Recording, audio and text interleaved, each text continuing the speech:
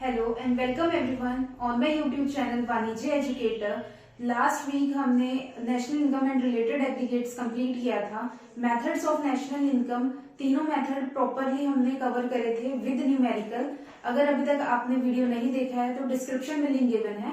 आज हम अपना न्यू टॉपिक स्टार्ट करने जा रहे हैं, यूनिट जो कि हमारी employment and income and employment. आज हम अपना फर्स्ट टॉपिक स्टार्ट करने जा रहे हैं, एग्रीगेट डिमांड। एग्रीगेट डिमांड क्या होता है, उसके रिलेटेड कंपोनेंट्स। चलो स्टार्ट करते हैं। सबसे पहले हम जानते हैं कि एग्रीगेट डिमांड क्या होती है। एग्रीगेट डिमांड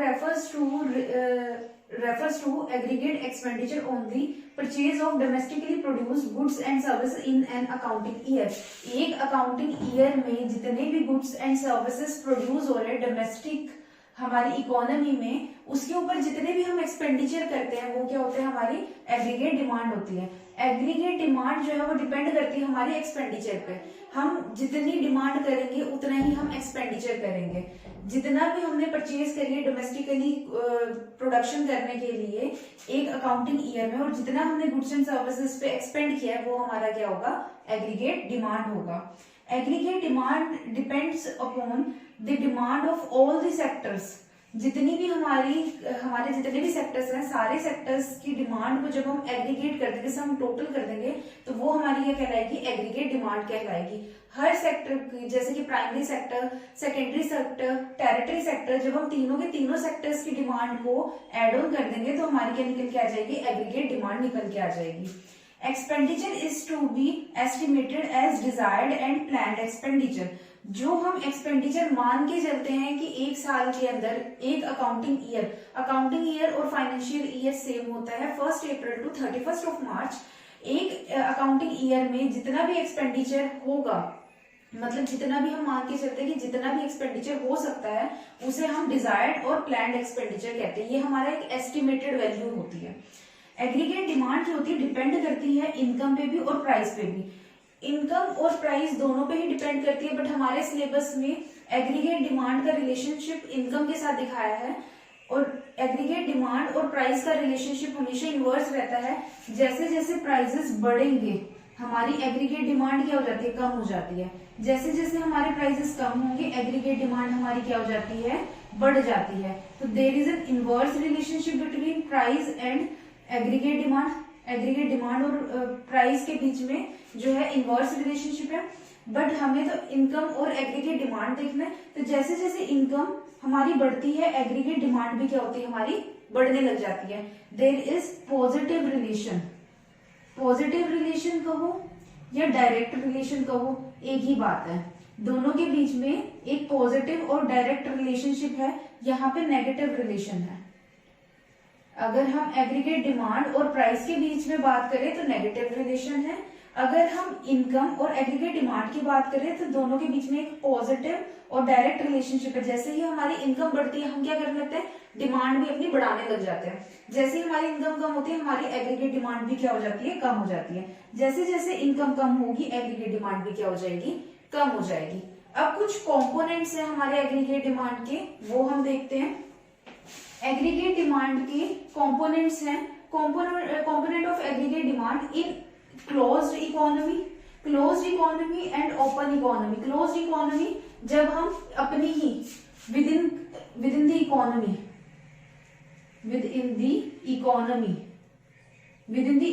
हम जब डील करते हैं वो होती है हमारी क्लोज्ड इकोनॉमी। मतलब कि हमारे रेस्ट ऑफ द वर्ल्ड से कोई भी लेना देना नहीं है, कोई भी इंपोर्ट एक्सपोर्ट नहीं चल रहे हैं।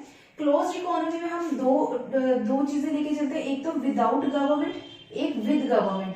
मतलब कि जब हमारी इकोनॉमी में गवर्नमेंट का कोई भी रोल नहीं होगा, उस इकोनॉमी को हम टू सेक्टर इकोनॉमी कहते हैं। उस टाइम हम क्या करेंगे, कंजम्पशन एक्सपेंडिचर और इन्वेस्टमेंट एक्सपेंडिचर को ऐड कर देंगे तो हमारा क्या निकल के आ जाएगा, एग्रीगेट डिमांड निकल के आ जाएगी। कंजम्पशन एक्सपेंडिचर किसके होते हैं, हाउस होल्ड के। जो भी हाउस होल्ड पर्पज से सामान खरीदा जाएगा वो हमारा क्या कहलाता है, consumption expenditure. Two sector economy में एक प्रोड्यूसर होता है, एक हाउस होल्ड होता है। तो प्रोड्यूसर जितने भी खर्चे करता है, प्रोड्यूसर जितने भी खर्चे करेगा वो इन्वेस्टमेंट एक्सपेंडिचर कहलाता है। कंजम्पशन एक्सपेंडिचर जो हम डायरेक्टली कंज्यूम कर रहे हैं और उसके ऊपर जो हम खर्चा कर रहे हैं वो होता है हमारा कंजम्पशन एक्सपेंडिचर। मैक्सिमम ये हाउस होल्ड सेक्टर ही डायरेक्टली कंजम्पशन के लिए एक्सपेंडिचर करता है। प्रोड्यूसर जो है एक्सपेंडिचर करता है वो होता है इन्वेस्टमेंट एक्सपेंडिचर, जो कि लैंड एंड बिल्डिंग खरीदने के लिए करेगा, प्लांट एंड मशीनरी खरीदने के लिए करेगा। ये सब क्या है, इन्वेस्टमेंट एक्सपेंडिचर, मतलब कि आपने कुछ इन्वेस्ट किया उसके बाद आपको कुछ रिटर्न मिला। तो जब हमारी टू सेक्टर इकोनॉमी होगी विदाउट गवर्नमेंट, जो कि क्लोज्ड इकोनॉमी में होगा, तो हम कंजम्पशन प्लस इन्वेस्टमेंट को ऐड कर देंगे तो हमारा क्या निकल के आ जाएगा, एग्रीगेट डिमांड निकल के आ जाएगी।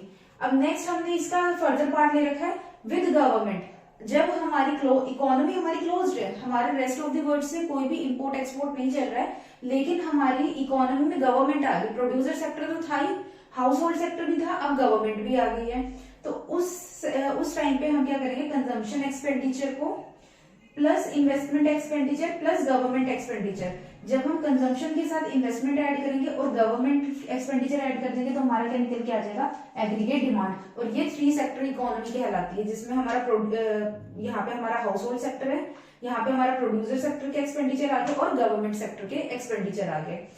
नेक्स्ट आता है हमारा in open economy. Open economy क्या होता है, जब हम दूसरी कंट्री के साथ क्या होता है, इंपोर्ट एक्सपोर्ट करते हैं, रेस्ट ऑफ द वर्ल्ड, जिसे हम रेस्ट ऑफ द वर्ल्ड भी कहते हैं।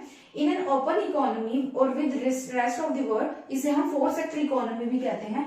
फोर सेक्टर इकोनॉमी कैसे आ जाता है, ये हमारा हाउस होल्ड सेक्टर के एक्सपेंडिचर जो कि है कंजम्पशन एक्सपेंडिचर, नेक्स्ट आएंगे हमारे इन्वेस्टमेंट एक्सपेंडिचर जो कि किसके होंगे, प्रोड्यूसर सेक्टर के, फिर आ जाएगा हमारा गवर्नमेंट एक्सपेंडिचर जो कि हमारी गवर्नमेंट करती है, नेक्स्ट आएगा एक्सपोर्ट माइनस इंपोर्ट। एक्सपोर्ट जो सामान हम यहाँ से बाहर भिजवा रहे हैं, इंपोर्ट जो सामान हमारा बाहर से यहाँ आ रहा है। तो एक्सपोर्ट जब हम बाहर भेजेंगे वो पॉजिटिव रहेगा, इंपोर्ट हमेशा क्या रहेगा, नेगेटिव, क्योंकि हम बाहर से सामान मंगा रहे हैं और हमें बाहर वालों को बाहर की कंट्री में अपनी करेंसी देनी पड़ेगी। इस रीजन से एक्सपोर्ट माइनस इंपोर्ट जब हम कर देंगे तो हमारे पास क्या आ जाएगा, एग्रीगेट डिमांड निकल के आ जाएगी। और ये फोर सेक्टर इकोनॉमी की एग्रीगेट डिमांड होगी। अगर आपको क्वेश्चन आएगा, अगर कोई भी इकोनॉमी नहीं बताई गई कि आपको किस इकोनॉमी को एक्सप्लेन करना है, तो आप फोर सेक्टर इकोनॉमी को ही एक्सप्लेन करना। अगर इनकेस आपको क्लोज्ड इकोनॉमी बताया गया है क्वेश्चन में, तो आप विदाउट गवर्नमेंट और विद गवर्नमेंट वाला एक्सप्लेन करना। अदरवाइज अगर आपको डायरेक्ट क्वेश्चन पूछा गया है और कुछ नहीं मेंशन, तो आप फोर सेक्टर इकोनॉमी को लेके ही अपना टॉपिक एक्सप्लेन करेंगे। हमारा नेक्स्ट टॉपिक है aggregate demand schedule and aggregate demand curve. अब हम देखते हैं एग्रीगेट डिमांड शेड्यूल कैसा होता है और हमारा कर्व किस डायरेक्शन में जाता है। सबसे पहले हम देखते हैं aggregate demand schedule. Demand schedule represent for tabular presentation of the data. किसी भी डाटा को हम टैबुलर प्रेजेंटेशन में डिफाइन करते हैं, उसे हम शेड्यूल कहते हैं। एग्रीगेट डिमांड शेड्यूल, जैसे कि अभी हमने पढ़ा था, जैसे जैसे हमारी इनकम बढ़ेगी वैसे वैसे हमारी एग्रीगेट डिमांड भी क्या होती है, बढ़ती जाती है। और aggregate demand is equal to consumption plus investment. हमने अभी पढ़ा था closed economy and open economy. For the sake of simplicity हम क्लोज्ड इकोनॉमी को लेके चल रहे हैं, जहां पे गवर्नमेंट का कोई इंटरवेंशन नहीं है, इसीलिए हम सिर्फ टू सेक्टर इकोनॉमी को स्टडी कर रहे हैं, जिसमें कंजम्पशन है और इन्वेस्टमेंट है, consumption expenditure and investment expenditure. हम कंजम्पशन, जब हमारी इनकम जीरो है तब भी हम कुछ कंज्यूम कर रहे हैं। उसका रीजन ये है, हमारी इनकम चाहे जीरो हो बट हम बेसिक नीड के लिए कुछ ना कुछ एक्सपेंडिचर करते ही करते हैं। इस रीजन से कंजम्पशन हमारी 20 है जब हमारी इनकम जीरो है। Investment for the sake of simplicity हम कांस्टेंट लेके चल रहे हैं, जो कि 10-10-10 है हर इनकम लेवल पर। एक हम अभी आगे स्टडी करेंगे, ऑटोनोमस इन्वेस्टमेंट होती है, एक होती है हमारी इंड्यूस्ड इन्वेस्टमेंट। ऑटोनोमस इन्वेस्टमेंट वो इन्वेस्टमेंट होती है हमारी जिसमें कोई भी चेंज नहीं आता, एक कांस्टेंट रेट पे वो हमेशा रहती है, चाहे हमारी इनकम जीरो हो चाहे हमारी इनकम बहुत ज्यादा हो। और इंड्यूस इन्वेस्टमेंट हमारी वो होती है जो हमारी इनकम के चेंज होने से हमारी इन्वेस्टमेंट में इंक्रीज और डिक्रीज आता है। मतलब अगर हमारी इनकम बढ़ेगी तो वो इंक्रीज होगी और अगर हमारी इनकम घटेगी तो वो डिक्रीज हो जाएगी। इसीलिए हमने for the sake of simplicity autonomous investment हम लेके चले हैं। और एग्रीगेट डिमांड क्या होता है, कंजम्पशन प्लस इन्वेस्टमेंट। जब हमारी इनकम जीरो थी तो हमारी कंजम्पशन कितनी थी, 20 थी, और इन्वेस्टमेंट 10 थी, तो वो 30 हो गई। ऐसे ही हम सारे के सारे जितनी भी हमारी कंजम्पशन है उसको इन्वेस्टमेंट के साथ ऐड करेंगे तो हमारी एग्रीगेट डिमांड आ जाएगी। जैसे हमारी इनकम 20 हुई वैसे ही हमारी एग्रीगेट डिमांड क्या होगी, 35 होगी। हमारी इनकम 40 हुई, एग्रीगेट डिमांड हमारी 40 होगी। ऐसे ही फर्दर हम सब ऐड करते चले जाएंगे। और उसके बाद हम प्लॉट करेंगे डायग्राम में, curve represent for diagrammatic presentation of data. Curve मतलब किसी भी चीज को हम डायग्रामेटिक फॉर्म में जब रिप्रेजेंट करेंगे डाटा को तो वो हमारा कर्व बन जाएगा।